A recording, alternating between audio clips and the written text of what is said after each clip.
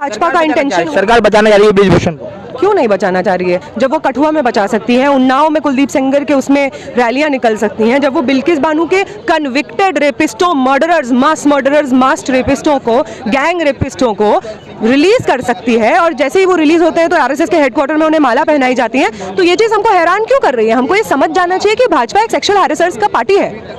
यहाँ मोदी जी कहते हैं देश की बेटी के बारे में कि बेटी बचाओ बेटी पढ़ाओ, यहाँ बेटियों के साथ अन्याय हो रहा है, तो किस तरह इन बातों को देख रही हैं?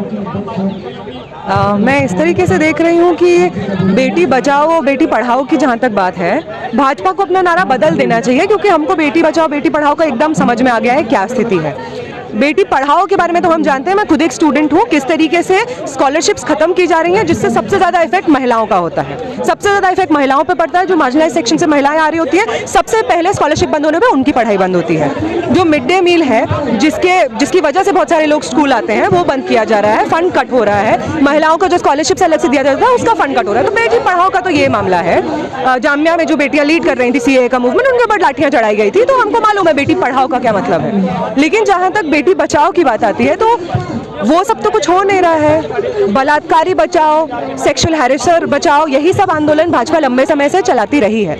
कठुआ से लेकर उन्नाव तक, हाथरस से लेकर अभी जो बिल्किस बानू के रेपिस्ट से जिनको छोड़ा गया है, आरएसएस के ऑफिस में उनको माला पहनाई जाती है। बार बार बीजेपी सपोर्ट में आई है, रैलियां निकाली है, इन सब रेपिस्टों के समर्थन में इनको मालाएं पहनाई हैं, इनको तो आदरणीय नेता बोलते हैं। अभी भी ब्रिजभूषण शरण को इतनी शर्म नहीं है, जनवरी में जब यही रेसलर्स आए थे यहाँ पे प्रोटेस्ट करने, उसके बाद हर जगह जाकर न्यूज मीडिया चैनल्स में जाकर अपने आप को डिफेंड कर रहा है वो, और ये रेसलर्स को सोशल बॉयकॉट झेलना पड़ रहा है रेसलिंग फेडरेशन ऑफ इंडिया के अंदर ही अपने कामकाज में। इसलिए उनको यहाँ पे वो मजबूर हुई है यहाँ पे आने के लिए। उनको कोई शौक है क्या? आज वो बता रहे हैं कि किस तरीके से ये बोला जा रहा है साफ कि उनका मतलब जिंदगी खतरे में है, उनका पूरा करियर दाव पे लगा हुआ है। क्यों आ रही है वो यहाँ पे? इसलिए आ रही है क्योंकि 2012 से शायद पहला कंप्लेन है, जो कंप्लेन्स फाइल हुई है, अब थक गई है। वो जानती हैं कि उनके जाने के बाद भी औरतें आएंगी, बहुत यंग औरतें आएंगी, और वो नहीं चाहती हैं कि जो उन्होंने झेला वो उनको झेलना पड़े, और अब वो खुद भी नहीं झेलना चाहती है, परेशान हो गई है। बोला है उन्होंने खुद अपने उसमें। पहलवानों के साथ ये शोषण क्यों किया जा रहा है मैडम? क्योंकि ये पहलवान भी वही पहलवान है जो गोल्ड मेडलिस्ट है, और देश को बड़े बड़े सम्मान दिलवाया है, देश का जो गौरव बढ़ाया है, फिर उनके साथ ये अन्याय और उसके बाद सरकार की खामोशी, किस तरह देख रही है दोनों बातों को? ये बात शायद विनेश ने खुद एक इंटरव्यू में बोली थी, मैं उनका सुन रही थी। वो कहते हैं कि जब हम मेडल्स लेके आते हैं तब तो आप बहुत हमको ट्वीट करते हैं, हमारे बारे में परिवार का हिस्सा हमें कहते हैं। मोदी जी खुद करते हैं, हमको बोलते हैं परिवार का हिस्सा है, साक्षी मलिक को बोला था। लेकिन अब जब हम अपने रियल मुद्दे लेके आए हैं, आपको बोल रहे हैं कि हमारे साथ क्या हुआ है और हमें न्याय दीजिए, तो आप हमसे बात भी नहीं करना चाहते, आप हमें अनसुना कर रहे हैं। उल्टा ये कह दिया जाता है कि ये लोग इल्जाम लगा रही है, एलिगेशन लगा रहे हैं, हालांकि ऐसा कुछ नहीं है, सब अफवाह है। 7 औरतें, जिनमें से एक माइनर है, सब एक स्वर में अलग अलग 2012 से लेकर अभी तक के अलग अलग इंसिडेंट्स के थ्रू एक ही बात कह रही हैं कि ब्रिजभूषण शरण एक सेक्सुअल हैरेसर है। आपको इंक्वायरी करनी है, बिल्कुल करें, हम तो कह रहे हैं कि इंक्वायरी होना चाहिए। आपको एफआईआर देखने में क्या प्रॉब्लम है? और नेचुरल जस्टिस का जो प्रिंसिपल्स होते हैं उसके तहत ऐसा कैसे हो रहा है कि दिल्ली पुलिस जो कंप्लेन कर रहा है उन्हीं को पूछ रही है कि तुम क्यों झूठ नहीं बोल रही हो, ये साबित करो। ब्रिजभूषण शरण से कोई क्यों नहीं पूछ रहा है कि जो तुम्हारे खिलाफ ये एलिगेशंस आए हैं वो क्या है? तुम इस सब चीजों में अक्यूज्ड हो, क्यों इतनी सारी औरतें तुम्हारे खिलाफ ये सेक्सुअल हैरेसमेंट का एलिगेशन लगा रही है? ऐसा क्या किए हो तुम? उनसे क्यों नहीं पूछा जा रहा है? मैडम ये बड़े बड़े चेहरे हैं, तो जब इनका ये हाल है तो आम नागरिकों का क्या हाल होता होगा? बिल्कुल आप सही बोल रहे हैं कि इतने बड़े सबसे tall figures of Indian athletics, उनको 3 रात से वो सो रहे हैं, फुटपाथ पे उनको सोना पड़ रहा है क्योंकि उनकी बात नहीं सुनी जा रही है।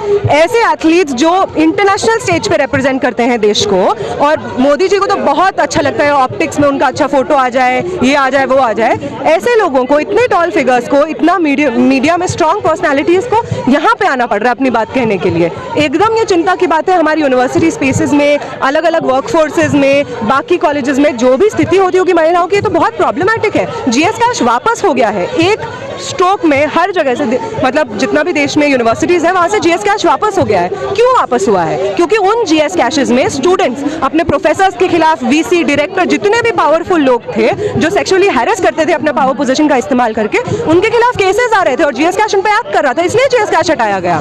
ये एक एग्जाम्पल है कि जब ताकतवर मर्द, वो ताकतवर मर्द जिनके हाथ में महिलाओं का करियर होता है, जिनके हाथ में महिलाओं का पूरा जिंदगी होता है, सम्मान होता है, डिग्निटी होता है, उन मर्दों के खिलाफ आवाज उठाना बहुत मुश्किल होता है। वो आपका पूरा जिंदगी, आपका पूरा करियर बर्बाद कर सकते हैं और दुनिया आप ही को झूठा समझाएगी। ऐसे मोमेंट पर इतना करेज का बात करना कि यहाँ पे आके बैठना प्रोटेस्ट में, ये बहुत हिम्मत देता है हम सबको, एज स्टूडेंट्स भी और बाकी जो महिलाएं हैं वो भी। हम उम्मीद करते हैं कि इसके बाद जो ऑफिसेज में काम करती हैं उन महिलाओं को सशक्त महसूस हो, वो औरतें जो किसी के घर में काम करती हैं उनको सशक्त महसूस हो कि इस तरीके के सेक्सुअल हैरेसमेंट के खिलाफ वो बोल पाए। लेकिन मैडम क्या लगता है इनको इंसाफ मिल पाएगा? क्योंकि जिस तरीके से जो है पिछली बार भी बैठी थी, आश्वासन दे दिया गया था, इस बार भी आश्वासन दे के भेज दिया गया था। ये तो हम नहीं जानते, लेकिन मुझे तो लगता है कि इन्होंने साफ तौर पे बोला है कि अब हम तब तक नहीं उठेंगे जब तक हमको जस्टिस नहीं मिलेगा, और ये कमेंडेबल है। हम लोग भी एज स्टूडेंट्स इनका साथ तब तक देते रहेंगे जब तक इंक्वायरी नहीं बैठती है, बृजभूषण शरण को सैक नहीं किया जाता है। FIR तक नहीं होता है, बहुत दुख की बात है, FIR तक नहीं होता है, क्योंकि देश के ये बड़े चेहरे हैं और महिलाओं, ऊपर से महिला हैं और उनके साथ जो है ऐसी बिल्कुल गंदे तरीके से जो है घटनाएं घटी है, तो इस पर तो जाहिर सी बात है FIR तो दर्ज होना चाहिए। बिल्कुल दर्ज होना चाहिए FIR कौन सी बड़ी बात है? कमी यहाँ पे रह गई कि आपका इंटेंशन नहीं है।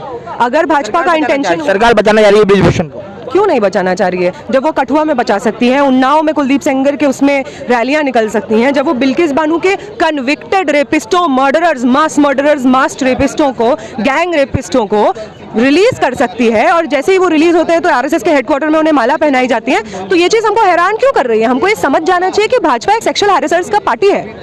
मैडम कानून व्यवस्था पर बात करें, जैसा कि योगी जी का भी स्टेटमेंट आया। देखिए, अगर आप समझते हैं कि जस्टिस का मतलब मॉब जस्टिस होता है, अगर आप खुद जो कानून आपको सेफगार्ड करना है एज मिनिस्टर, अगर आप उसको समझते नहीं और उसी का उल्लंघन करते हैं, और जो लोग उसका उल्लंघन करते हैं आप उसके सपोर्ट में आते हैं, तो आप कैसे नेता हैं आपको सोचना चाहिए।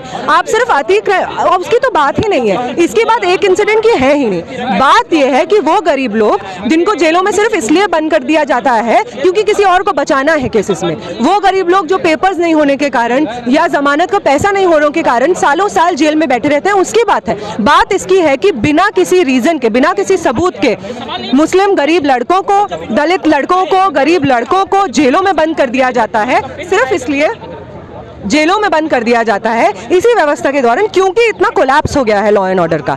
इसीलिए ऐसा होता है कि यूपी में इनकाउंटर का रेट सबसे ज्यादा है, और वो इनकाउंटर के दूसरे एंड पे कोई भी पिछड़े समाज से, मार्जिनलाइज सेक्शन से आने वाला इंसान हो सकता है।